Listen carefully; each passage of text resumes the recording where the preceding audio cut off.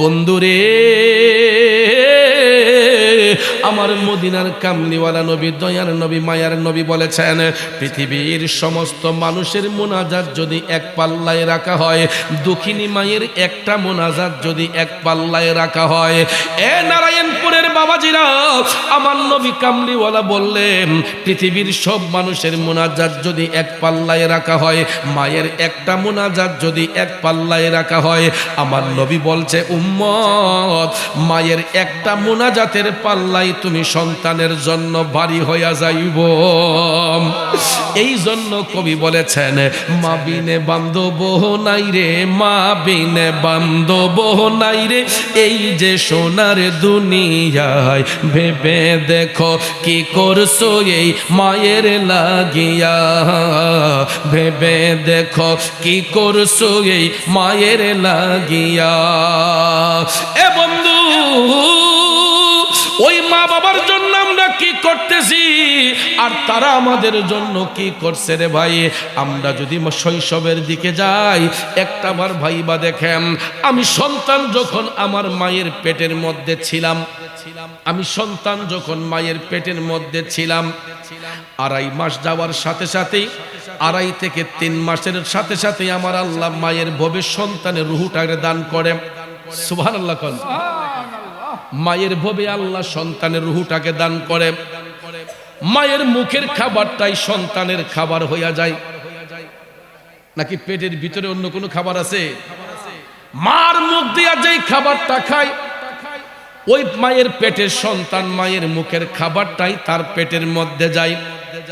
আমার আল্লাহ কেমন connection fit কইরা দিছে বাজান। এই জন্য একজন কবি বলেছে, এমন সাধ্য কার আছে ভাই, এই ঘড়ি তৈয়ার করে, এই ঘড়ি তৈয়ার করে ভাই, লুকাই ঘড়ির ভিতরে ভাই, লুকাই ঘড়ির ভিতরে। ভাইয়ের আমার, এই ঘড়ি দিয়া কিন্তু দেয়াল ঘড়িকে বোঝায় নাই, হাতের ঘড়িকে বোঝানো হয় নাই, এই ঘড়ি দিয়া মানুষের দেহটারে বোঝানো হয়েছে। আল্লাহু আকবার কম। এই জন্য কবি বলছে, এমন সাধ্য কার আছে ভাই, এই ঘড়ি তৈয়ার করে, এই ঘড়ি তৈয়ার করে ভাই, লুকাই ঘড়ির ভিতরে। আমার আল্লাহ কেমন কারিগর, ওই মায়ের ভবে মা তো একটা ঘড়ি, ওই ঘড়ির ভিতরে আমার আল্লাহ আরেকটা ঘড়ি বানায়, আরেকটা দেহ বানায়। আমরা দেখেন, মায়ের পেটের মধ্যে থাকা অবস্থায় সন্তানের হাত হইয়া যায়, পাও হইয়া যায়, নাক হইয়া যায়, মুখ হইয়া যায়, চোখ হইয়া যায়, মাথার চুল হয়ে যায়, অল বডি কমপ্লিট হইয়া যায়।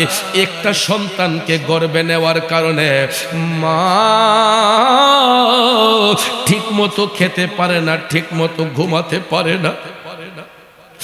আমাদের মতো সন্তানদেরকে দুনিয়ার আলো বাতাস দেখানোর জন্য একটু ভাইবা দেখেন, ওই মাগুলা কত কষ্ট করে আমাদের মতো সন্তানদেরকে দুনিয়ার আলো বাতাস দেখাতে যাইয়া, মায়ের গর্ভে সন্তানটা যখন 7 মাস 8 মাস হয়, দেখবেন মার হাত ফুলে যায়, পাও ফুলে যায়, মুখটা ফুলে যায়, অনেক মায়ের সারা শরীরের মধ্যে পানি চলে আসে।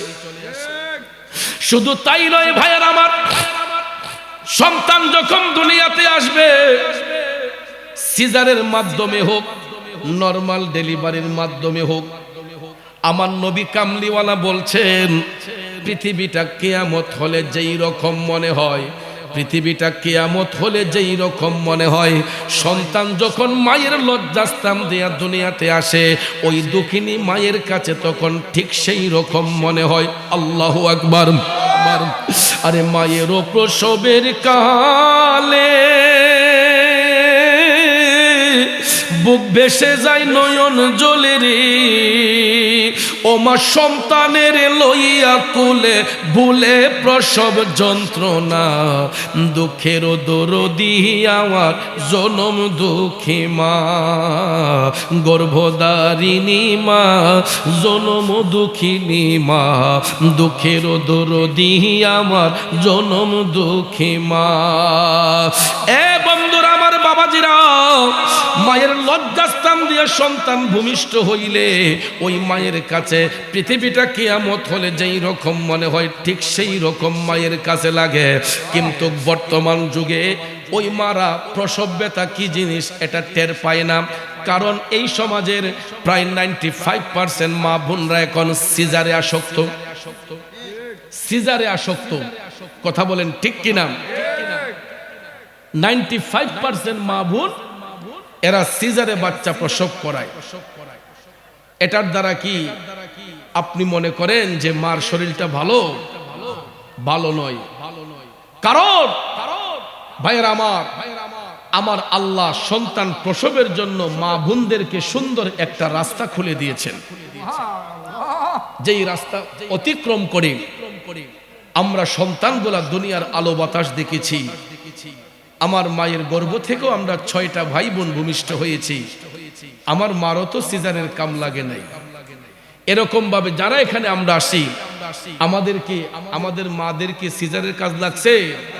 কিন্তু ইদানিং দেখা যায় বেশিরভাগ মা বাচ্চাটা প্রসব হওয়ার আগেই, এখন তো হসপিটালের অভাব নাই, হাসপাতালে গেলেই কয় বাচ্চা উল্টা। 24 ঘন্টার ভিতরে অপারেশন না করলে, সিজার না করলে রোগী বাঁচানো যেত না। ঠিক না বেঠিক? যেই কোনো হসপিটালে যান, এটা একটা কমন কথা। যেই কোনো হসপিটালে যান, এটা একটা কমন কথা। গর্ভবতী মা বোনরা ডেলিভারির সময় ঘনিয়ে আসলে হসপিটালে গেলেই দেখা যায় কয় একদিনের ভিতরে 24 ঘন্টার ভিতরে সিজার না করলে রোগী বাঁচানো যাইব না, বাচ্চা শুকনাত ফইরা গেছে, বাচ্চা উল্টাইয়া রইছে। এরকম কথা বললে কোনো মায়ের কি আর হুঁশ থাকে? কোন গার্জেনের কি আর হুঁশ থাকে? এ বন্ধুরা আমার, বাবাজিরা, ওই মুহূর্তে ডাক্তারের কথা শুনবেন, সেই সাথে আল্লাহর একটু ভয় কইরেন, কারণ বাঁচাইবার মালিককে। অনেক সময় সিজার হওয়ার পরেও দেখা যায় ভুল কিছু ট্রিটমেন্ট থাকার কারণে অনেক মার জীবনটা ঝুঁকির মধ্যে চলে যায়। ঠিক কিনা বলেন? কারণ বাজান সিজার করার আগেও ব্যথাটাকে নির্মূল করার জন্য আমার মা বোনদের কোমরের মধ্যে এনেস্থেসিয়া দেওয়া হয়। কথা বলে না? এই যে এনেস্থেসিয়া, একটা ইনজেকশন পুশ করা হয়, এটা একটা পাওয়ারফুল ইনজেকশন, যেটা কোমরে থাকলে পরে 3-4 ঘন্টা তো ওই মায়ের কোনো হুঁশই থাকে না। ব্যথা বুঝবো কেমনে? হুঁশই থাকে না। তখন নাভির নিচ দিয়ে কাইটা, ভাইয়ার আমার, চামড়াগুলা কাইটা, পর্দাগুলা কাইটা ওই বাচ্চাটাকে মায়ের গর্ভ থেকে বের করা হয়। কথা কোন ঠিক না বেঠিক? এই সেলাইটা টানতে টানতে কমপক্ষে 40 দিন সময় লাগে। কথা বলেন ঠিক না বেঠিক? 40 দিনেও ভালো করে পুরোপুরি সুস্থ হয় না। তারপর ডাক্তার সাহেবরা একটা নির্দিষ্ট সময় নির্ধারণ করে দেয় যে নিম্নতম 40 দিন লাগে। আর নর্মাল ডেলিভারির মাধ্যমে বাচ্চা যখন প্রসব হয়, মা বোনদের যদি একটু কষ্ট হয়, পরের দিনই ওই মা বোনরা কিচেন রুমে গিয়ে রান্না করতে পারে।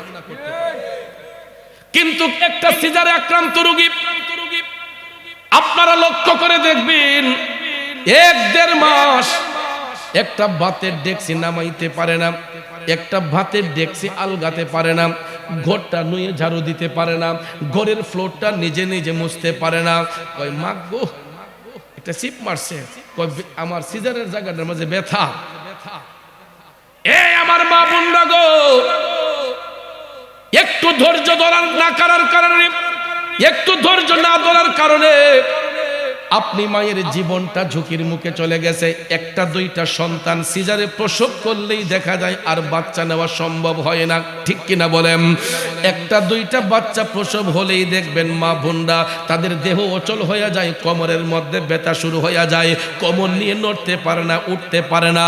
কিন্তু যারা নর্মাল ডেলিভারির মাধ্যমে যেই মারা 5-6টা সন্তানও তারা জন্ম দিয়েছে, ওই মাগুলা তো অনেক মা এখনো দুনিয়াতে বাইচা আছে। কথা কোন ঠিক কিনা? আমার আম্মা তো এখনো দুনিয়াতে বাইচা আছে, মোটামুটি সুন্দর করে চলাফেরা করতেছে। বয়স কিন্তু 70 ওভার হয়ে গেছে, কমপক্ষে 75 হবে। 6টা সন্তান জন্ম দেওয়ার পরেও যদিও আম্মা মেডিসিন ব্যবহার করে, এখনো তো সুন্দর করে সোজা হয়ে হাঁটতে পারতেছে, চলতে পারতেছে। আলহামদুলিল্লাহ। কম এরকম আমার মার মতো আরো অনেক মা আছে রে, যেই মাগুলা নর্মাল ডেলিভারির মাধ্যমে বাচ্চা প্রসব করেছে, ওই মাগুলাকে আল্লাহ সুস্থতার নিয়ামত দান করেছে। কিন্তু একটা কথা শুনে রাখেন, সিজারে যেই মাগুলা বাচ্চা প্রসব করায় অধিকাংশ সন্তানগুলা দেখবেন মায়ের অবাধ্য হয়ে যায়, অধিকাংশ সন্তান দেখবেন মায়ের অবাধ্য হয়ে যায়। আর ওই মাগুলা প্রসব ব্যথা না বুঝার কারণে আপনারা দেখবেন একটা দুইটা বাচ্চা রাইখা অনেক সময় মাগুলাও অন্য পুরুষের সঙ্গে চলে যায়। ঠিক না বেঠিক? কারণ ওই মা তো বাচ্চার যে দরদ এটা বুঝে না। যদি প্রসব ব্যথাটা বুঝতো তাহলে এক দুইটা বাচ্চা রেখে পরকিয়া করে অন্য পুরুষের সঙ্গে চলে যেত না। অহরহ ঘটনা এই সমাজে ঘটতেছে। দেখা যায় সিজারে বাচ্চা হওয়ার কারণে মায়ের বডি ফিটনেস ঠিক রাখার জন্য ওই মা বাচ্চাকে বুকের দুধ খাওয়ায় না, বডি ফিটনেস ঠিক রাখার জন্য ডিবির দুধ খাওয়ায়। আর আমাদের দেশে কিছু পাষণ্ড স্বামীও আছে, কয় শরীর যাতে নষ্ট না হয়। কথা কোন ঠিক না বেঠিক? কিছু কিছু পাষণ্ড স্বামীও আছে, কয় তোমার ফিটনেস যাতে নষ্ট না হয়, দরকার হয় লাখ টাকা খরচ করবো, ডিব্বার দুধ খাওয়াইলো বাচ্চারে। যুবক বন্ধুরা, আমার বাবাজিরা, একটা সন্তানের শরীরটাকে রুষ্টপুষ্ট করার জন্য, ওই শিশু বাচ্চার শরীরটাকে রুষ্টপুষ্ট করার জন্য সবচাইতে উত্তম খাবার হইল মায়ের বুকের দুধ। কথা বলেন ঠিক কিনা? 2 বছর পান করালেন মায়ের বুকের দুধ, কোলে বুকে নিয়ে আমায় দিলেন কত সুখ। ঠিক কিনা কম? যেই মা নরমাল ডেলিভারির মাধ্যমে বাচ্চা প্রসব করে, ওই মা দেখবেন বাচ্চাটাকে বুকের দুধ পান করায়। মার বডি ফিটনেস যেমনই হোক না কেন, ওই মা তার শরীরের দিকে আর নজর করে না। মা সব সময় দেখবেন বাচ্চার ভবিষ্যৎ সুন্দর করার জন্য নিজের জীবনটা পর্যন্ত বাজি রাইখা দেয়। কথা বলেন ঠিক কিনা? অনেক সময় দেখবেন ছোট্ট বাচ্চার গায়ে যদি জ্বর আসে, ছোট্ট বাচ্চা যদি একটা কাশি মারে, অনেক সময় দেখবেন মা দুঃখিনীটা সারা রাত জায়গা থাইকা টপ টপ করে কাম দেয় আর কয়, আল্লাহ গো, আমারে নিয়ে যাও, আমার বাচ্চাটারে বাঁচাইয়া দাও। হাতে পায়ে তেল মাইখা মাই দিল শক্ত করি, প্রসাব পায়খানায় আমি মায়ের কোলে করি, তবু না আমার রাগ হইল, ভিজলো গুয়ে মুতে, আমার শোক নাই রাখিয়া মাই থাকে ভিজাতে। ঠিক কিনা বলেন? চেয়ার দিয়ে 2 খালি, ডাইনও খালি বামেও খালি, এত মানুষ কো, তাহলে তো বক্তার জন্য একটা চেয়ার রাখলে সার্থ। অতিথি কই বা আপনাদের এলাকার মুরব্বিয়ান কোথায়? ডাইনো খালি বামও খালি। বাবাজিরা আমার, যেই কথাটা বলতে চেয়েছিলাম, হাতে পায়ে তেল মাইখা মাই দিল শক্ত করি, প্রসাব পায়খানা আমি মায়ের কোলে করি, তবু না আমার রাগ হইল, ভিজলো গুয়ে মুতে, আমার শোক নাই রাখিয়া মাই থাকে ভিজাতে। আরে অসুখ হইলে দেখি চায়া, আমার মাই রইছে বিছানায় বইয়া রে, বলে আমায় আল্লাহ যাও গলয়া, সন্তানের নিও না, দুঃখের দরদি আমার জনম দুঃখে মা, গর্ভধারিণী মা, জনম দুঃখিনী মা, দুঃখের দরদি আমার জনম দুঃখী মা। বন্ধু, আমি সন্তান যখন জ্বর হয়েছে, কাশি হয়েছে, ঠান্ডা লেগেছে, দেখবেন পৃথিবীর সব মাগুলা আমার আল্লাহরে ডাক দিয়া কই, আল্লাহ আমি মারে নিয়ে যাও, আমার সন্তানটারে সুস্থ করে দাও। আল্লাহু আকবার বলেন। গত 3-4 দিন আগে আমি বাড়িতে গেলাম, গ্রামের বাড়িতে গেলাম গত 3-4 দিন আগে। বাস্তব কথাটা আপনাদেরকে বলি, মা যে সন্তানের জন্য কেমন ফিদা হয় একটু দেখেন। 3-4 দিন আগে বাড়িতে গেলাম, আজকে 1 মাস যাবত আমার শরীরটা অসুস্থ, ঠান্ডা কাশি, কথা বলতে গেলে কষ্ট হয়, কিন্তু পাবলিক তো আর এটা বুঝে না, মাহফিল কমিটি তো আর এটা বুঝবে না যে হুজুরের শরীরটা খারাপ। কিন্তু আমি যখন বাড়িতে যাইয়া আমার আম্মার কাছে গেলাম, যখন 2-3টা কাশি মারছি, আমার নাক দিয়া অনবরত পানি পড়তেছে। মোবাইলে যখন আম্মার সাথে কথা বলি, আমার আম্মা কয়, পুত্রে তোমার দি ঠান্ডা লাগছে, সর্দি নাকি কাশি নাকি, ভালো ওষুধ খাইও, গলাটার মধ্যে গরম পানি লাগাইও, গলাটার মধ্যে গরম কাপড় পেঁচায় রাইখো। বাড়িতে যাইয়া আমি যখন আম্মার কাছে বসছি, হঠাৎ করে দেখি খাটের মধ্যে এক পাশে বইসা আমার আম্মা টপ টপ করে কান্না করতেছে। আম্মা কান্দেন কেন? আমার আম্মা আমারে জড়াইয়া দইরা হাউমাউ কইরা কান্দে, কই ফুত সারাটা রাত জানে তোমার কত কষ্ট হয়, মাহফিলটা যে করো, এই অসুস্থ শরীর নিয়ে কেমনে রে ফুত মাহফিলটা করো? আমি কই আম্মা গো, মানুষের সঙ্গে তো ওয়াদা করে রাখছি, প্রোগ্রামগুলোতে অ্যাটেন্ড না করলে মানুষ কষ্ট পাবে। এরপরে আমার আম্মা আমার গলার মধ্যে হাত দিয়া দোয়া করছে, মাথায় হাত দিয়া দোয়া করছে।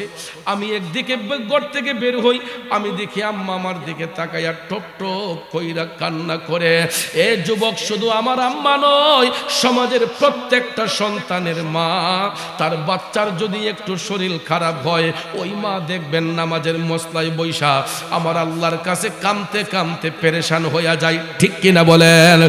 এই জন্য আমার আল্লাহ তাআলা বলছে, সন্তান মা বাবার দুইজনের কোনো একজন অথবা তাদের উভয় তোমাদের নিকট অসুস্থ হয়ে গেলে, বার্ধক্যের বয়সে গেলে, ওই মাকে ধমক দিয়া কথা বইল না, মায়ের সাথে এমন কোনো আচরণ করিও না, উফ শব্দটা পর্যন্ত তাদেরকে বলিও না।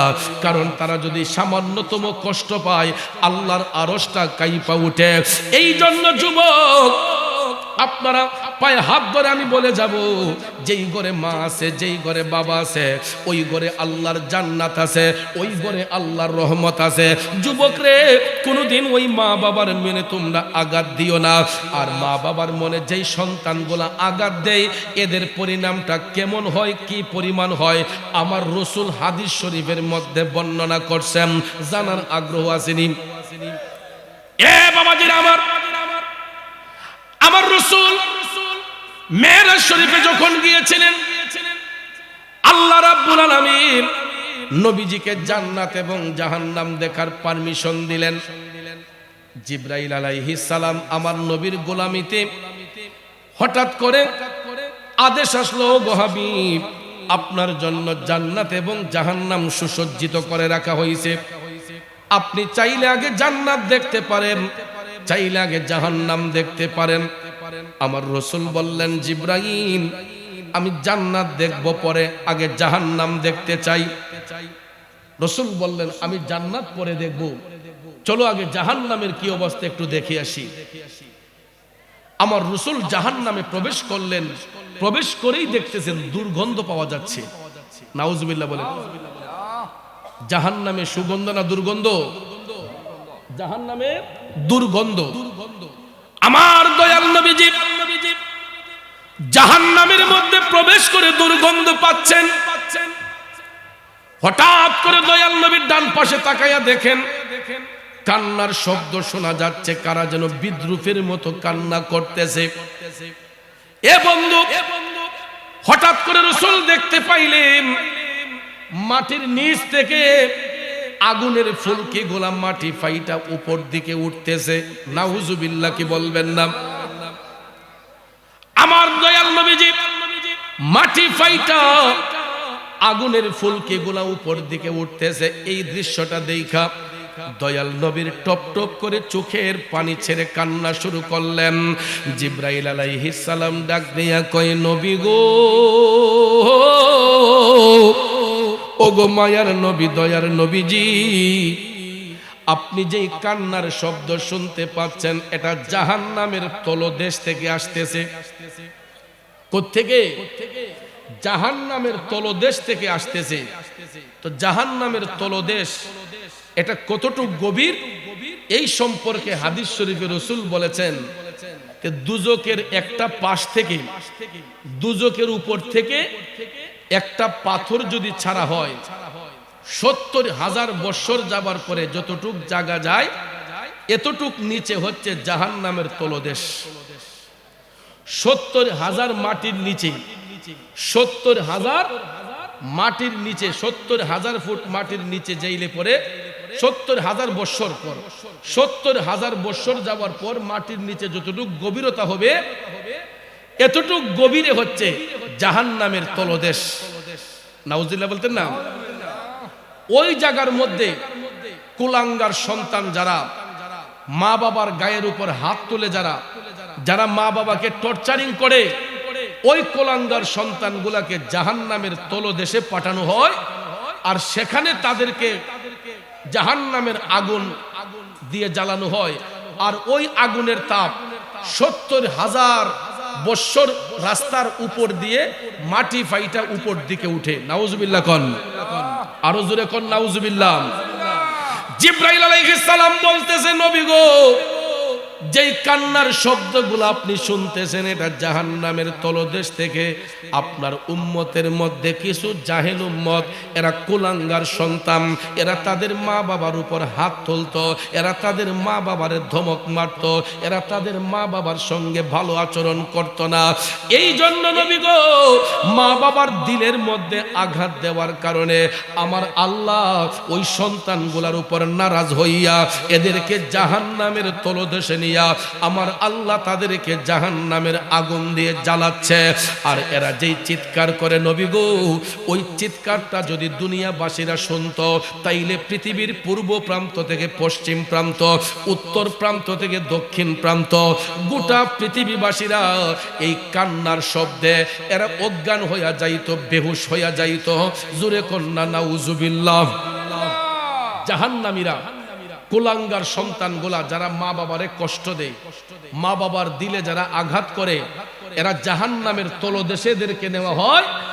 আর যেই আগুন তাদের কবরে দেওয়া হয়, এই আগুনের তাপ সম্পর্কে রাসূল বলেছেন যে দুনিয়ার জমিনে একটা সুইয়ের মাথা দিয়া, দুনিয়ার জমিনে একটা সুইয়ের মাথা দিয়া যদি এই আগুনের তাপ একটু বের করা হয়, সুইয়ের মাথাটা কি বেশি বড়? সুইয়ের নালাটা বেশি বড় না, শুধু একটা সুতা ঢুকে। কথা কোন ঠিক না বেঠিক? এই সুইয়ের নালা দিয়া রাসূল বলছেন দুনিয়ার একটা সুইয়ের নালা দিয়া এই জাহান্নামের আগুনের একটু তাপ যদি শুধু দুনিয়াতে পাঠানো হয়, তাহলে এই আগুনের তাপে গোটা পৃথিবী জ্বলসে যাবে এবং পৃথিবীর প্রত্যেকটা মানুষ এই আগুনের তাপে এরা জ্বলে পুড়ে ছাই হয়ে যাবে। জোরে কন্যা নাউজুবিল্লাহ। তাইলে চিন্তা করেন জাহান্নামের আগুনের তাপ কতটুক হতে পারে। আর ওই অবাধ্য সন্তানগুলাকে যারা মা বাবাকে কষ্ট দেয়, মা বাবারে আঘাত করে, কথায় কথায় ধমক মারে, তাদের সঙ্গে খারাপ আচরণ করে, ওই সন্তানগুলাকে জাহান্নামের তলদেশে নিকৃষ্ট জায়গার মধ্যে নিয়ে আমার আল্লাহ জাহান্নামের আগুন দিয়া জ্বালায়। তাইলে বলো যুবক, আমরা কি মাতা পিতার সঙ্গে সদ্ব্যবহার করব নাকি দুর্ব্যবহার? সদ্ব্যবহার না দুর্ব্যবহার? নারায়ণপুরের নবীর প্রেমিকেরা, কথাগুলা বলতেছি এই কারণে, আমাদের পাশে কিন্তু গুরুস্থান আছে, কবরস্থান আছে। আজকে কত সন্তান অনুতপ্ত হইয়া বসে আছে, কোন সময় মুনাজাত হবে, মা বাবার আত্মার মাগফিরাত কামনা করবে। আমরা তো অনেকেই মারে কষ্ট দিয়েছি, বাবারে কষ্ট দিয়েছি, দিছি না? আমরা অনেকেই মারে কষ্ট দিয়েছি, বাবারে কষ্ট দিয়েছি। আজকে ওই মা বাবা দুনিয়াতে নাই, এরা কবরের মধ্যে শুয়ে আছে। সন্তানটা এখন আফসোস করে, আহারে আব্বা যদি থাকতো আজকে আব্বারে কত ইজ্জত করতাম, আম্মা যদি থাকতো আজকে আম্মার পিছনে কত টাকা খরচ করতাম। কিন্তু এই সুযোগটা এখন নাই, এরা আর কোনোদিন দুনিয়াতে ফিরে আসবে না। যারা চলে যায় এরা তো আর ফিরে আসবে না, কিন্তু সুযোগ একটা আছে ভাই। ওই মা বাবার আত্মার শান্তির জন্য আমার আল্লাহ কয়, যদি কোনো সন্তান মা বাবার আত্মার মাগফিরাত কামনায় আমার কাছে বলে, ওয়াকুর রব্বিরহামহুমা কামা রব্বায়ানি সগীরা। আল্লাহ কয়, হে সন্তানরা, যখন তোমরা মা বাবার আত্মার শান্তির জন্য আমি আল্লাহর কাছে এই আয়াতের উসিলা ধরো, ওয়াকুর রব্বিরহামহুমা কামা রব্বায়ানি সগীরা, অর্থাৎ আল্লাহ আমার মা বাবার উপর তুমি রহম হইয়া যাও, দয়াশীল হইয়া যাও।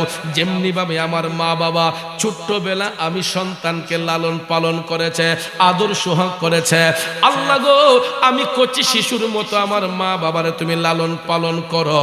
বন্ধুরা আমার, এই আয়াতের তাফসির করতে গিয়ে রুহুল বয়ান প্রমাণ করেছে, তাফসিরে রুহুল বয়ান প্রমাণ করেছে সন্তান যখন চোখের পানি ছাইরা এই আয়াতে পাকের ওসিলা ধরে আল্লাহর কাছে কান্দে, আমার আল্লাহর রহমতের দরিয়ার মধ্যে ঢেউ খেলতে শুরু করে, সন্তানের চোখের পানিটা জমিনে পড়ার আগেই আমার আল্লাহ তার মা বাবার রুহের উপর খুশি হইয়া যায়। আরো জোরে জোরে কন্যা সুবহানাল্লাহ।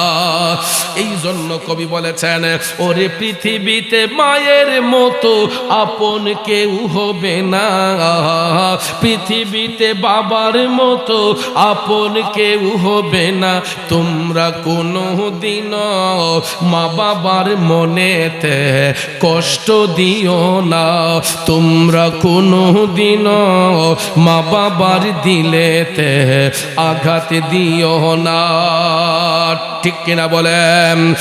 এ বন্ধুরা আমার বাবাজিরা, কারণ আমরা সন্তানগুলো মা বাবার কাছে চিরঋণী, কারণ শৈশবে আল্লাহ তাআলা আমার আপনার শরীরে পুষ্টি যোগাইবার জন্য অন্য কোনো খাবার আল্লাহ নির্ধারণ কোথাও করেন নাই, একমাত্র দুঃখিনী মায়ের স্তনের মধ্যে আমার আল্লাহ শিশু বাচ্চার খাবারের ব্যবস্থা করে রাখছে।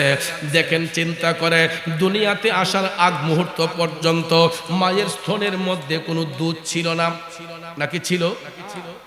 সন্তান দুনিয়াতে আসার আগেও মায়ের স্তনে কোনো দুধ ছিল না, কিন্তু বাচ্চা প্রসব করার সাথে সাথেই আপনারা দেখবেন তিনি কেমন কারিগর, বাচ্চা প্রসব করার সাথে সাথেই দেখবেন আল্লাহ তাআলা ওই মায়ের দুইটা স্তন খুলে দেয়। ঠিক না বেঠিক? তখন দেখবেন এটা এত সুন্দর রিফুয়েলিং হয়ে আসে, এটা শুকনাও নয়, বাড়িও নয়, পাতলাও নয়, কোনো ঘনও নয়, এত উপযুক্ত একটা খাবার বাচ্চার মুখে আমার আল্লাহ দান করে, যেই খাবারটা মায়ের স্তনের মধ্যে থাকে। আমরাও তো এই মায়ের দুধ পান করেছি, কথা বলেন ঠিক না বেঠিক? এই জন্য ভাইয়ের আমার, এই চোখটাকে হেফাজত করতে হবে, কারণ যেই ছেলেগুলা নারীদের দিকে কুদৃষ্টি পড়ে, নারীদের দিকে যারা অসৎ নজর পড়ে, একটাবার মনে রেখো যে আমি যেই মায়ের বেস্টের দিকে তাকাচ্ছি, তাকাই আমার নজরকে খারাপ করতেছি, এই মায়ের গর্ভ থেকে কোনো না কোনো সন্তান বের হয়ে ওই মায়ের স্তন থেকে দুধ পান করেছে বা করবে, আমরাও তো ওই মায়ের স্তন থেকে দুধ পান করেছি। ঠিক না বেঠিক? এই জন্য কোনো মায়ের বডি ফিটনেসের দিকে তাকায়া কখনো কুদৃষ্টি দিবেন না, যদিও চোখ পড়ে যায় সঙ্গে সঙ্গে চোখটাকে হেফাজত করতে হবে। ঠিক কিনা বলেন? সঙ্গে সঙ্গে চোখটাকে হেফাজত করতে হবে, দৃষ্টি পড়ে গেছে সাথে সাথে হেফাজত করতে হবে, এটা হলো মুমিনদের কাজ, কথা কোন ঠিক কিনা? কিন্তু দেখা যায় আমরা এই দুনিয়ার কিছু কিছু মানুষ যখন কোনো নারীর দিকে আমাদের দৃষ্টি পড়ে, আমাদের মা বোন ছাড়া অন্য নারীর দিকে দৃষ্টি পড়লে আমাদের দেখবেন লোভ লালসা চলে আসে। নাউজুবিল্লাহ কোন, জোরে কোন নাউজুবিল্লাহ। এটা চোখের জিনা হয়। যদি আপনি স্পর্শ করতে না পারেন, এই যে কুদৃষ্টি দিয়া একটা নারীর দিকে তাকানো হইল, একটা নারীর দিকে কুদৃষ্টি দিয়া তাকানো হইল, এটা চোখের জিনা হইল। ভাইয়ের আমার, অনেক সময় হাত স্পর্শ করলে হাতেরও জিনা আছে, পায়েরও জিনা আছে, চোখের জিনা আছে, মুখের জিনা আছে, আছে না? অনেক ধরনের জিনা আছে। চোখ দিয়েও জিনা হয়, হাত দিয়েও জিনা হয়, পাও দিয়েও জিনা হয়। এই জন্য আল্লাহ রাব্বুল আলামিন আমাদেরকে হেফাজতে রাখার জন্য এই শিক্ষাগুলো আমাদেরকে দান করেছেন। ঠিক সেইভাবে হাদিস শরীফও দয়ার নবী, মায়ার নবী আমাকে আপনাকে এই উত্তম শিক্ষা দান করেছেন, কথা কোন ঠিক কিনা? আমার রাসূল বলেন, মৃত্যুর আগের দিন পর্যন্ত সন্তানগুলা যদি মায়ের গোলামি করে, পৃথিবীর কোন সন্তান ওই মায়ের একটা ফুটা দুধের ঋণ শোধ করতে পারবে না। চিল্লায়া বলুন না আল্লাহু আকবার। পৃথিবীর কোন মায়ের সন্তান ওই মায়ের একটা ফুটা দুধের ঋণ শোধ করতে পারবে না। বন্ধু, এই জন্য আমরা মায়ের কাছে চিরঋণী। কিন্তু অনেক সন্তানগুলা দেখবেন মা বাবার সাথে হিসাব নিকাশ করে, আছে না? ও এক মাসে 5,000 টাকা দিলে 3 মাস খবর থাকে না, পরের মাসে খবরই তোমার না দিলাম কদিন আগে টিহা। বাপে যদি 10,000 টাকা চাই, ওই টাকা পয়সার মধ্যে কোনো বরকত হবে? বরকত হবে না। আমি নিজের চোখে দেখেছি এইরকম সাপ যারা আছে, এরার চোখের পানি আর নাহে রিঙ্গাস একখান হইতেছে। কথা কোন ঠিক না ঠিক? আমার নিজের চোখে দেখেছি, এক ব্যাগ কলটে দেখছি, এই ব্যাগ কলে অনেক টাকার মালিক, আল্লাহ তারে বানাইছে, মা বাবার দোয়াই তো বানাইছে। তো সে কি করছে, তার উপার্জিত যত সম্পদ আছে ইতাই না শ্বশুর বাড়িতে নিয়ে বিল্ডিং বানাইছে 5 তলা। মা বাবার কাছে কিছু রাখে নাই, বরঞ্চ মা বাবার কাছেও যায় নাই, এক ডিস্ট্রিক্ট থেকে আরেক ডিস্ট্রিক্টে এসে বিয়ে করছে। কইরা নিজের ডিস্ট্রিক্টে না কইরা শ্বশুর বাড়ি গিয়া বিল্ডিং বানাইছে 5 তলা। কয় তলা? এখানে মা বাবার আসেনি 1 তলা। ছেলে এখন পয়সাওয়ালা, বাড়ি যে তার 3-4 তলা, সব তলাতেই ঘর আছে, মায়ের নাই রে ঘর, বিয়ের পরে বউ আপন, মা এখন পর। ঠিক না ঠিক? তো এই যে মারে যে পর করলো, ম্যাডাম রে আপন বানে শ্বশুর বাড়ি এসে বাড়ি করলো, আচ্ছা জীবনে কেউ এটা তার বাড়ি কইব? অমুকের জামার বাড়ি কইব। কথা কোন ঠিক না ঠিক? আর নাইলে যে বেটার জি বিয়ে করছে এবার জি এর নাম বলবে যে এটা অমুকের বাড়ি। কথা কোন ঠিক না ঠিক? শ্বশুর বাড়ি গিয়া যদি 20 কোটি টাকা দিও বিল্ডিং বানায়, নিজের কোনো ইজ্জত আছে? এটা শ্বশুর বাড়ি জামাই বললে উলাকো, যেটি গড় জামাইয়া যায়। কথা কোন ঠিক না ঠিক? দেখবেন অনেক এলাকায় আমি দেখছি, যারা নিজ এলাকা চাইরা শ্বশুর বাড়ি গিয়া বসবাস করে, এই জামাইটির এলাকার যখন গিয়া থাকে এত ইজ্জত থাকে না। একটা কথা বলে জামাই বউ, ঠিক না ঠিক? এত ইজ্জত পাওয়া যায় না। কিন্তু নিজের বাড়ি থেকে শ্বশুর বাড়িতে বেড়াতে আসলে জামার ইজ্জত থাকে, সম্মান থাকে। কথা কোন ঠিক না ঠিক? আর যখন একদম পার্মানেন্টলি আইসা পড়ে, তখন দেখবেন মানুষ আরে এটা অমুক উলা না, অমুক খানের উলা। আর নিজের দেশে যদি একটা সোনের গড় বানায় যদি থাকে, মানুষে বলে যে না এটা অমুকের ছেলে অমুক। ঠিক না ঠিক? যুবক ভাইয়ার আমার, রাগ করতেছেন? কষ্ট পাইতেছেন? তো শ্বশুর বাড়িতে গিয়ে 5 তলা বিল্ডিং বানাইছে, মা বাপে কানতে কানতে পেরেশান। ভাইয়ার আমার, ভাবছে যে এখানে 5 তলা বানাইছে, সৌদি আরব আসিন, সৌদি আরবের ব্যবসা লস খাইয়া আইছে। ম্যাডামে খুব পরামর্শ দিছে, ইটালি যাওগা। ইটালি যাওয়ার জন্য এক জায়গায় 17 লাখ টাকা দিছে, ইডেও দালালে মাইরা আইছে। এরপরে হিয়ান থেকে আইছে, আয়াসাইরা এখন আবার ম্যাডামে পরামর্শ দিছে, কয়েক কাম করো, আমার লঙ্কা টিভিচ্ছা এখন যাওগা ইয়ত, ওই এটারে কিতা কয়, মাল্টা। মাল্টা একটা দেশের নাম আছে, আছে না? কয় দুবাই গিয়া, দুবাই থেকে মাল্টা যাইবা গা। ওইখানে গিয়া খাইছে আরো 8 লাখ ধরা। এখন খালি মাথার তাফায় আর ফেরারি পাগল হইয়া ঘুরে। এই জন্য আমি এটা এই কারণে বললাম, আজকে যদি মায়েরা চলে থাকতো, বাবারা চলে থাকতো, ওই ছেলেটার এই যে তার উপার্জিত লাখ লাখ টাকা আজকে লস হইতো না। বাবা সুন্দর একটা পরামর্শ দিত, মা সুন্দর একটা পরামর্শ দিত, ঠিক কিনা বলেন? কিন্তু শ্বশুর বাড়ি, শ্বশুর শাশুড়ি যারা আছে, অনেক শ্বশুর শাশুড়ি আছে জামাই ইনকাম খাইতো, জামাই খাওয়াই তাল্লি বালা আছে না নাই? বন্ধুরা আমার, বাবাজিরা, যেই মায়ের গর্ভ থেকে সন্তান ভূমিষ্ঠ হলো, যেই বাবা সন্তান জন্ম দিল, ওই বাবার কোনো ইজ্জত নাই, ওই মায়ের কোনো সম্মান রাখে নাই। দেখা যায় শ্বশুর বাড়ি গিয়ে 5 তলা বিল্ডিং বানাইছে, লাখ লাখ টাকা কামাইছে। এই জন্য ওই টাকার মধ্যে কোনো বরকত নাই, শুধু লস আর লস, শুধু লস আর লস। এখন রাস্তার ভিখারির মতো হইয়া ফেরারি হইয়া ঘুরতেছে। একবার ভাবে বাড়িটা নি বিক্রি কইরা লাইতে পারে, এখন ম্যাডামে দেয় না। বাড়ি চাই বিচ্ছা লাইতো, বিচ্ছা নিজের দেশে যাইতো। এখন যারে বিয়ে করছে হে কয় না, তোমার ইচ্ছে হলে তুমি যাও গা, আমার জি ফুটলে আমি নিতে হবে। কারণ অন্ত বেডি জোর ফের দিয়ে লাইছে না। কথা কোন ঠিক না? বেডি তো জোর ফের দিয়ে দিছে। এই জন্য আর জামার কোনো অধিকার নাই, এখন জিম্মি হয়ে গেছে বউর কাছে। কথা কোন ঠিক না বেঠিক? এই জন্য যুবক ভাইয়ের আমার পায়ে হাত ধরে বলবো রে, মা বাবারে কোনোদিন শত্রু মনে করবা না, মা বাবারে কোনোদিন তোমরা দুশ্মন মনে করবা না। কারণ সমাজের প্রত্যেকটা মা বাবা তার ছেলে মেয়ের ভবিষ্যৎ সুন্দর করার জন্য নিজের জীবনটাকে বাজি রাইখা দেয়। কথা বলেন ঠিক কিনা? এই জন্য আমার নবী বলছেন মৃত্যুর আগের দিন পর্যন্ত একটু দুরূদ শরীফ পড়ুন, আল্লাহুম্মা সাল্লি, মাশাআল্লাহ, আদনা বিয়ানা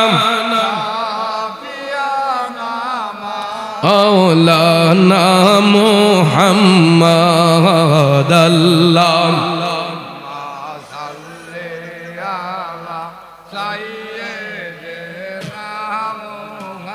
মাগদনা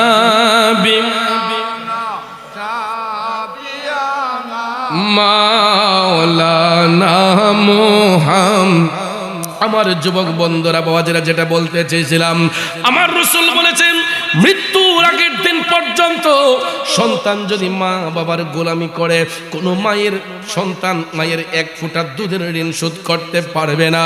এই জন্য নারায়ণপুরের বাবাজিরা, ওই মা বাবাকে ধমক দিয়ে কথা বলা যাবে না, ওই মা বাবার সেবার মধ্যে নিয়োজিত থাকতে হবে। আজকে তাই চিন্তা করেন, কতগুলা বাবা কতগুলা মা এই অন্ধকার কবরের মধ্যে শুয়ে আছে, আর আমরা অনেক সন্তানগুলা রাস্তার মধ্যে গইরা সময় নষ্ট করি। এই মাহফিল হওয়াতে শুধু আমরাই খুশি না, আজকে এই এলাকার কবরবাসীর রুহ আরো বেশি খুশি। আজকে নারায়ণপুরের গুরুস্থানবাসী আরো বেশি খুশি, কারণ এখানে তাদের সন্তানরা বসে আছে, তাদের আত্মার মাগফিরাত কামনা হবে। এই জন্য এই রুহগুলা আল্লাহর কাছে দামি হয়ে যায়।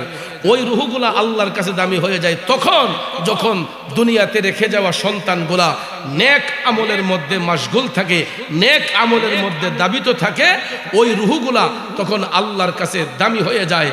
আর যেই রুহগুলা অসৎ কাজে লিপ্ত থাকে, জেনা ব্যভিচারিতে লিপ্ত থাকে, ওই বংশের রুহগুলা এরা আল্লাহর কাছে, যেই সন্তানগুলা অসৎ কাজে লিপ্ত থাকে, খারাপ কাজে লিপ্ত থাকে, ওই বংশের রুহগুলা আল্লাহর কাছে লজ্জিত হইয়া যায়। তখন ভাইয়ের আমার, এরা আফসোস করে, আমরা তাদেরকে দেখি না কিন্তু রুহগুলা আমাদেরকে দেখে।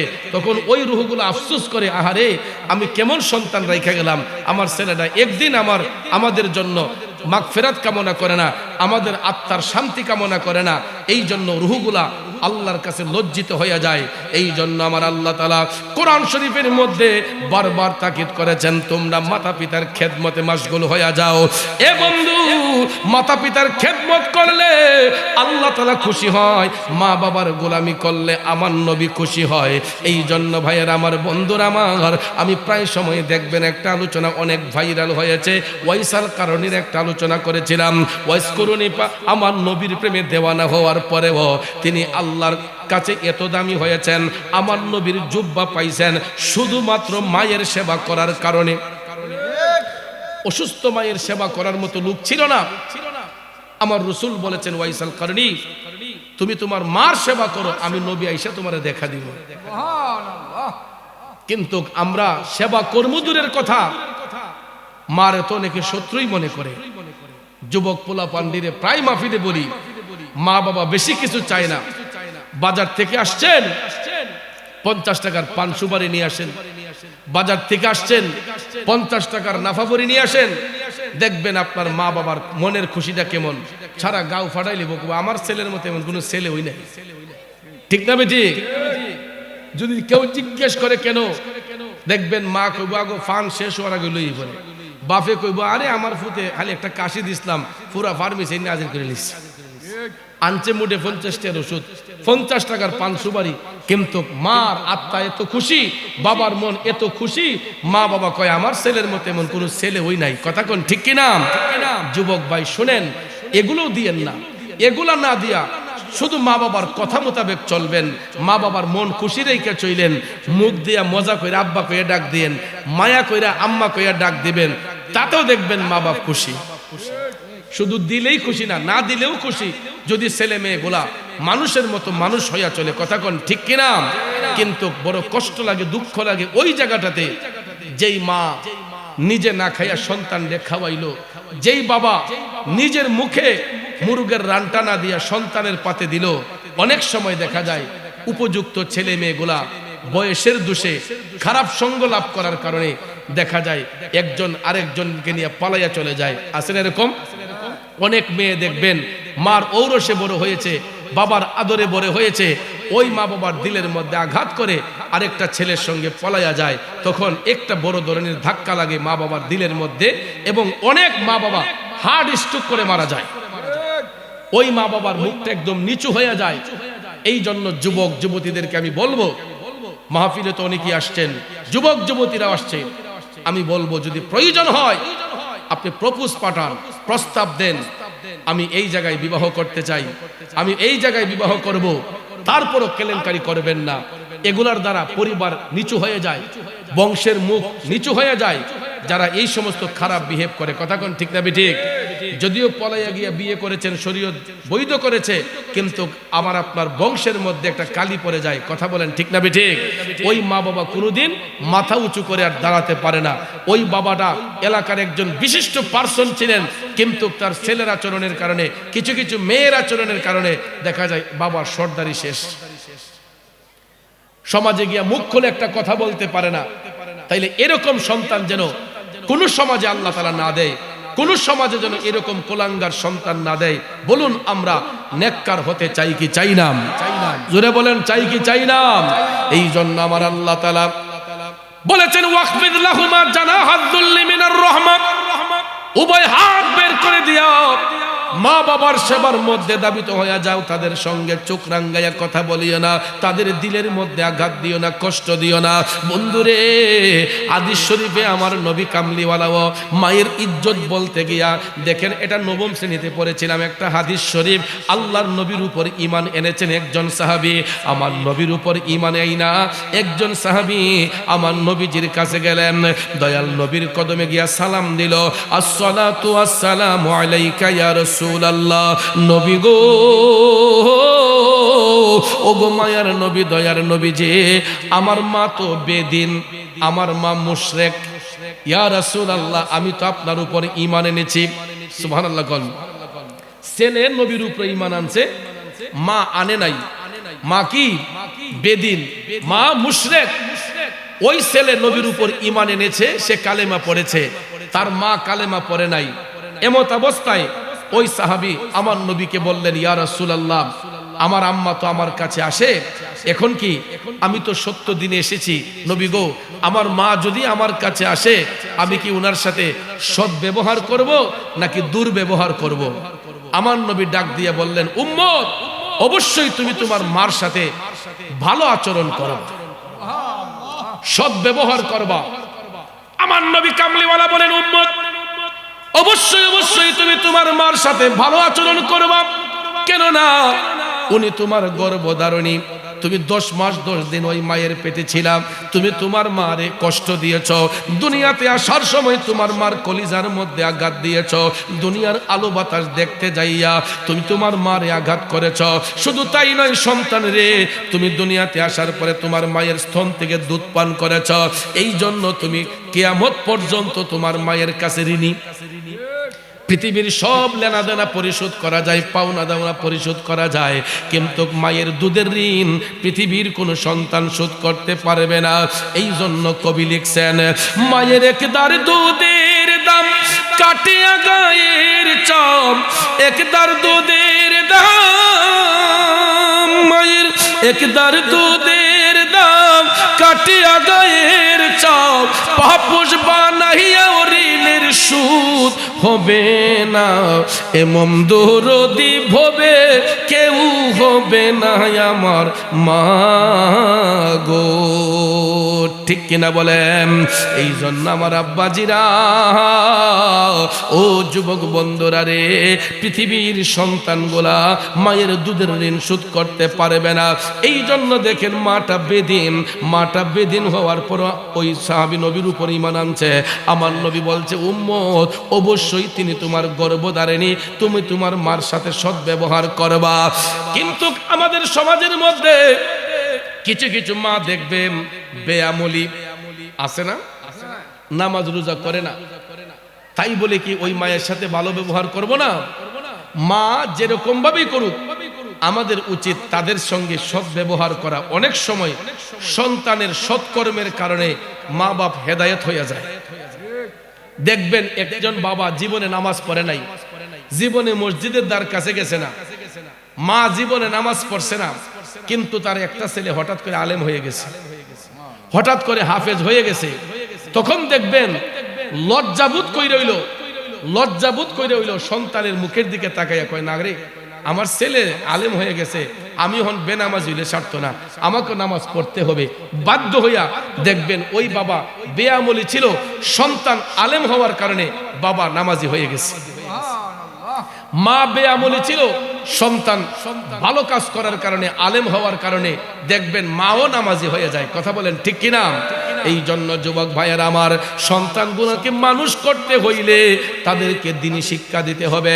অন্তত মাদ্রাসায় একটা ছেলেরে ভর্তি করাবেন, বেশি না পারেন 2-3টা সন্তান হলে অন্তত একটা সন্তানকে দ্বীনি শিক্ষায় শিক্ষিত বানাবেন, মাদ্রাসা শিক্ষায় শিক্ষিত বানাবেন। আপনার একটা ছেলে যদি আলেম হয়, আপনার একটা ছেলে যদি হাফেজ হয়, দেখবেন অন্য কোনো মোল্লা মুন্সির দরকার হবে না। ওই নেক সন্তানটা রেখে যাওয়ার কারণে ওই সন্তানটাই দেখবেন আপনার আমার কবরের পারে যাইয়া আমার মৌলা পাকের কাছে আরজি দিয়া কইব, ওয়া কুর রাব্বির হামহুমা কামা রাব্বায়ানি সগীরা। সন্তান যখন চোখের পানি ছাইরা আমার আল্লাহর কাছে যখন অ্যাপ্লিকেশন করে, ওই সন্তানের চোখের পানিটা জমিনে পড়ার আগে আল্লাহ তার মা বাবার উপর খুশি এবং রাজি হইয়া যায়। এই জন্য দুনিয়াতে নেক সন্তান রেখে যাওয়া প্রয়োজন। আপনারা দেখবেন স্কুলের ছাত্র, মাদ্রাসার ছাত্র, পার্থক্য আসেনি? মাদ্রাসার ছাত্রগুলা দেখবেন এরা যখন ক্লাসে যায়, এরা ওযু কইরা যায়, এদের মাথার মধ্যে টুপি থাকে, পরনে পাঞ্জাবি থাকে, বুকের মধ্যে কিতাব থাকে। হ্যাঁ, আর স্কুলের ছাত্রগুলা যখন যায় দেখবেন আপনার এরা প্যান্ট শার্ট পরে, এরা দাঁড়াইয়া প্রস্রাব করে। অনেক জায়গায় আছে না এরকম? অনেক জায়গায় দেখবেন বাচ্চাগুলা শিক্ষা না পাওয়ার কারণে রাস্তার মধ্যে পেশাব ধরছে, দেখবেন প্রস্রাব করে দে দাঁড়াইয়া। কিন্তু একজন মাদ্রাসার ছাত্র কখনো রাস্তায় দাঁড়াইয়া প্রস্রাব করবে না। বাচ্চা ছেলেও যদি হয় দাঁড়াইয়া রাস্তার মধ্যে প্রস্রাব করবে না। যদিও ইমার্জেন্সি হয়, রোডের এক কর্নারে গিয়ে দেখবেন বৈশা ইস্তেঞ্জা করে ঢিলা কুলুপ ব্যবহার করবে, ঠিক কিনা? কিন্তু জেনারেল শিক্ষিত গুলা, আমাদের স্কুল কলেজের ছাত্রগুলা সাধারণত ঢিলা কুলুপ কমই ব্যবহার করে। এই জন্য যুবক ভাইদেরকে আমি অনুরোধ করে বলবো, সব সময় ইস্তেঞ্জা করবেন, পবিত্রতা অবস্থায় পবিত্রতা হাসিল করবেন, ইস্তেঞ্জা করবেন, ঢিলা কুলুপ ব্যবহার করবেন, সেই সাথে পবিত্রতা হাসিল করবেন। আমার নবী কামলিওয়ালা বলছেন, আত-তুহুরু শাতরুল ঈমান, পবিত্রতা হইছে ঈমানের অঙ্গ, ঠিক কিনা? পবিত্রতা হইছে ঈমানের অঙ্গ। এই জন্য বাবাজিরা আমার, নেক সন্তান যদি রাখতে হয়, নেক সন্তান যদি রাখতে হয়, অবশ্যই দ্বীনি শিক্ষার প্রয়োজন। আমি নিজের চোখে দেখেছি কত মা অন্যের বাড়িতে কাজ কইরা নিজের ছেলেরে কোরআনের হাফেজ বানাইছে, অন্যের বাড়িতে কাজ কইরা নিজের ছেলেরে মুফতি বানাইছে, আরেকজনের জমিনে কাজ কইরা নিজের একটা ছেলেরে আলেম বানাইছে। আছে না নাই? কথা কোন আছে না নাই? এই জন্য যুবক আমার বাবাজিরা, যাদের ঔরসে সন্তান আসবে, অন্তত নেক সন্তান বানাইবার জন্য, আলেম বানানোর জন্য একটা সন্তানকে অন্তত মাদ্রাসায় পড়াবেন। আজকে নারায়ণপুরের গুরুস্থানবাসীরা এদের রুহগুলা আমাদের দিকে তাকাই আছে। আমি হবিগঞ্জের মুরাদ চৌধুরী আইসা এখন দোয়া করব, কিন্তু ওই এলাকার যদি একটা সন্তান থাকে, সে প্রতিদিন আইসা তার মা বাবার আত্মার শান্তির জন্য দোয়া করব। আমি হবিগঞ্জ থেকে সেই একদিন জিয়ারত করে হয়তো দোয়া করব। আর এলাকার মধ্যে নেক সন্তান থাকলে, আলেম থাকলে, সে রাস্তা দিয়ে হাঁটতে যাইতে প্রতিনিয়ত কবরবাসীর আত্মার মাগফিরাত কামনা করবে, ঠিক কিনা? দেখেন একটা মাদ্রাসার ছাত্র, সে যদি রিকশাওয়ালার ছেলে হয়, সিএনজি চালকের ছেলে হয়, অটো রিক্সা চালকের ছেলে হয়, দিন মজুরের ছেলে হয়, মুদিমালের ব্যবসায়ীর ছেলে হয়, তারপরে দেখেন একটা মাদ্রাসার ছাত্র যখন কবরের পাট দিয়ে হেঁটে যায়, 40 দিনের জন্য ওই কবরের আযাব বন্ধ হয়ে যায়। শুধু তাই নয়, মাদ্রাসার বা ছাত্রগুলা যখন রাস্তা দিয়ে হেঁটে যায়, তাদের জন্য আল্লাহ তাআলা নূরের কার্পেট বিছায় রাখে। এই জন্য বাবাজিরা আমার, আজকে নেককার সন্তান অভাব হওয়ার কারণে অনেক পরিবারের সন্তানগুলা মা বাবার সাথে খারাপ আচরণ করে, মা বাবার সাথে বিয়াদবি করে। ফেসবুক ইউটিউব খুললে দেখা যায় অহরহ সন্তানগুলা মা বাবার উপর হাত উঠাইতেছে, তাদেরকে টর্চারিং করতেছে, আছে না? এই জন্য এটা কখনো করা যাবে না। যদি এরকম আচরণ আমার আপনার কারো দ্বারা হয়ে থাকে, যদি মা বাবা বেঁচে থাকে, আজকের মাহফিল থেকে ওয়াদা করে যাব যে আজকের পর থেকে আমরা আর কোনোদিন মা বাবার কষ্ট দেব না। আর যদি দিয়ে থাকি, আমি পাপি জবানে বললাম, মাহফিল শেষে যাইয়া মার পায়ে পড়ে যাবেন, বাবার পায়ে পড়ে যাবেন, আব্বা আমি ভুল করছি, আম্মা আমি ভুল করেছি। আমি পাপি জবানে বলে যাচ্ছি, আপনার মা বাবা সন্তানকে ক্ষমা না দিয়ে পারবে না। কথা বলেন ঠিক না বেঠিক? এই জন্য ভাইয়ের আমার, বন্ধুরা আমার, মা বাবা কোনোদিন সন্তানের উপর অভিযোগ করে না, রাগ করে না। যদিও সন্তান বেলাইনে চলে, মা বাবা দেখবেন কান্দা কান্দা তার সন্তানের জন্য দোয়া করে। আর মার দোয়া যেই সন্তানের উপর থাকে, ওই সন্তানটাকে আমার আল্লাহ বান্দা থেকে বন্ধু বানায় নেয়। কথা বলেন ঠিক কিনা?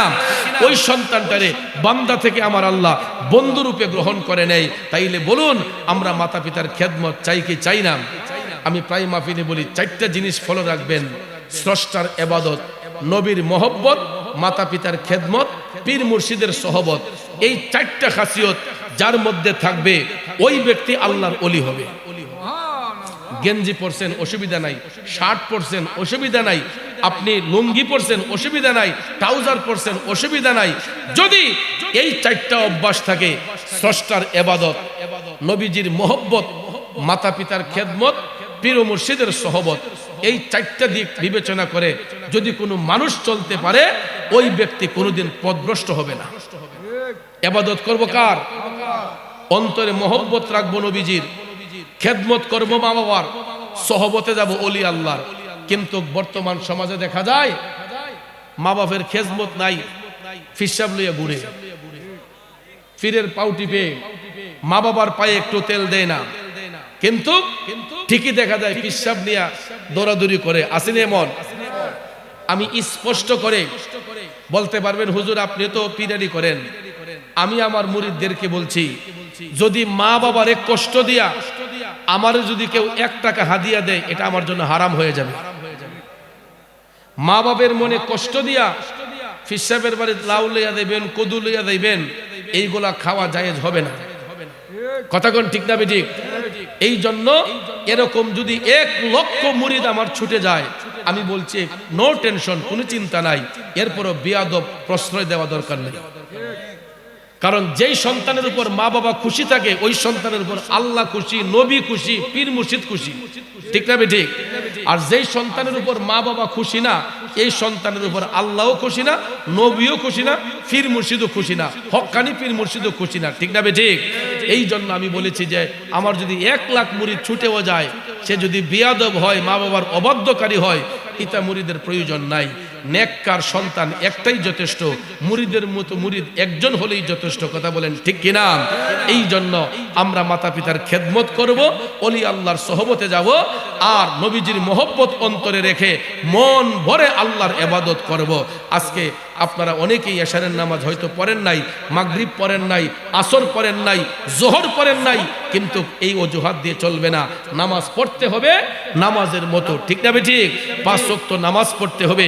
আল্লাহ রাব্বুল আলামিন বারবার করে আমাদেরকে তাকিদ করেছেন, আকিমুস সালাহ, তোমরা সালাত কায়েম করো।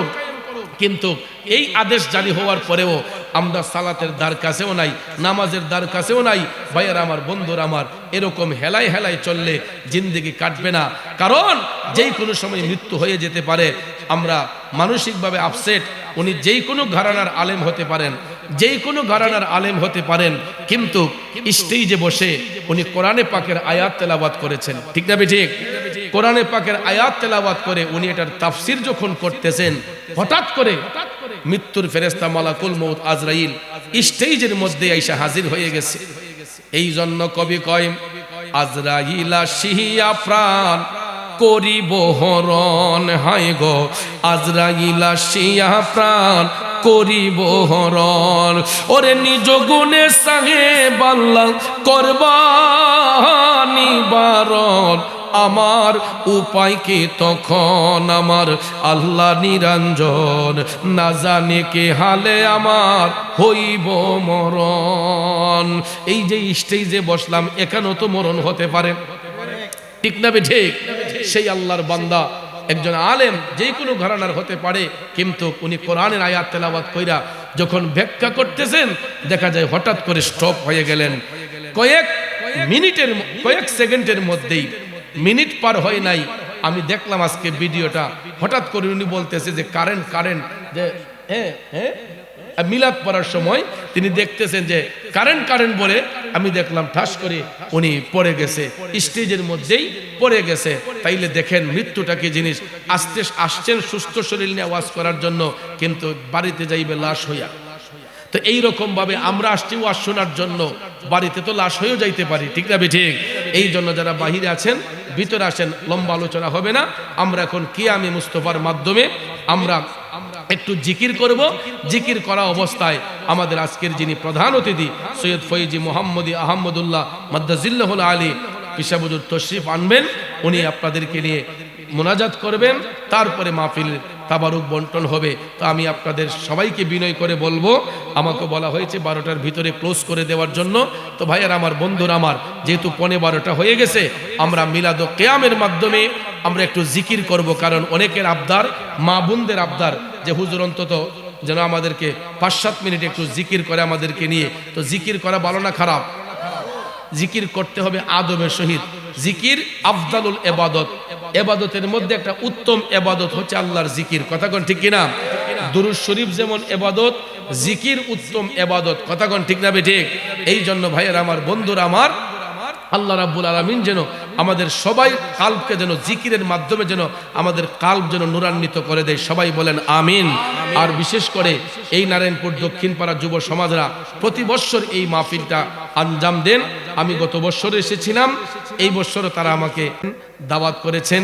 আমি এই জন্য কমিটিকে মোবারকবাদ, ধন্যবাদ জানাই। সেই সাথে আমার অনেক ভালোবাসার মানুষ এই নারায়ণপুরে যারা আমার কাছে দোয়া চেয়েছেন। আজকেও আমার প্রবাসী চানমিয়া ভাই, আমার অত্যন্ত একজন মহব্বতের মানুষ, নারায়ণপুরের চানমিয়া ভাই দোয়া চেয়েছেন। উনি শারীরিকভাবে অসুস্থ, আপনারা হয়তো অনেকেই জানেন, হসপিটালে চিকিৎসাধীন ছিলেন। এখনও উনি বেড রেস্টে আছেন সৌদি আরবে উনার বাসভবনে। তো আপনাদের সবার কাছে আমার চানমিয়া ভাই দোয়া চেয়েছেন। আমি যখন গত অক্টোবরে উমরাতে গেছি, উনি নিজের গাড়ি দিয়ে আমাকে পুরা মদিনা শরীফ উনি ঘুরিয়ে দেখিয়েছেন, অনেক জায়গা আমাকে দেখিয়েছেন। আসার সময় আমারে অনেক হাদিয়াও দিয়েছেন। এই জন্য চানমিয়া ভাইয়ের কাছে আমি ঋণী, ওনার জন্য দোয়া চাই। আল্লাহ যেন আজকের এই দোয়ার উসিলায়, সবার উসিলায় আল্লাহ যেন চানমিয়া ভাইকে যেন পরিপূর্ণ শেফা দান করে। এবং আমার মেয়র মাইনুদ্দিন মাইনু ভাই, নবীনগর পৌরসভার সাবেক মেয়র মাইনুদ্দিন মাইনু ভাইও উনি আসতে চেয়েছিলেন, হঠাৎ করে শরীরটা অসুস্থ হয়ে গেছে, যেই কারণে তিনি আসেন নাই। আপনাদের সবার কাছে দোয়া কামনা করেছেন। এবং বিশেষ করে আরো অনেকেই, অ্যাডভোকেট এম এ মান্নান সাহেব দোয়া চেয়েছেন, এবং নাজমুল হোসেন তাপস ভাই তিনিও দোয়া কামনা করেছেন। সবাই ওনার জন্য দোয়া করবেন। আরো অনেক নেতা কর্মীরা দোয়ার আবদার করেছেন। সবার জন্য যেন দোয়া, আমিও দোয়া করি, আপনারা দোয়া করবেন। আল্লাহ যেন যোগ্য ব্যক্তিকেই যোগ্যতার আসনে যেন বসিয়ে সমাজের উন্নয়ন করার সুযোগ দান করে। সবাই বলেন আমিন। আরেকটু জোরে বলি আমিন। ফেরেশতों के सलामी देने वाले फौज पढ़ते थे सैयदा हजरत आमिना सुनती थी तो आवाज आती या नबी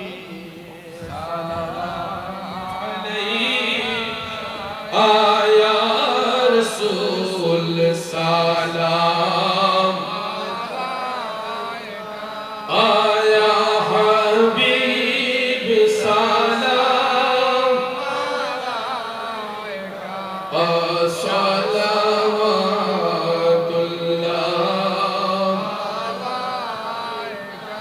मेरा दिल तरफ रहा ही मेरा जल रहा ही सीना के धवा वही मिलेगी मुझे चलो मदीना या नबी सलाम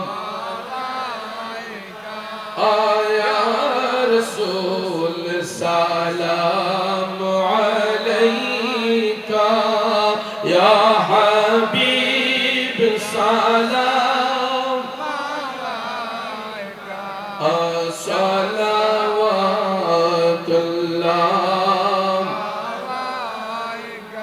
আলে নবী আসহাব নবী শুহাদায়ে কিরাম उस हुसैने शहादत पेला को सलाम मुस्तफा जाने पेला को सलाम शम्ए बज़ में हिदायत पे गौसे आज़म इमाम का वन्नो का चलवाए शाने कुदरत पेला को सलाम मुस्तफा जाने अद पेला को सलाम शम्ए बज़ में हिदायत पे السلامي محاومي مدل السلامي بنذير بمثال يا إلهي صدقاء ميلاد رسول ये सलामी आज़िज़ाना आशिकाना हो कबूल मदीने के चांद हजारों सलाम मदीने के चांद लाखों सलाम मदीने के चांद करोड़ों सलाम मदीने के चांद बेहद सलाम ला इलाहा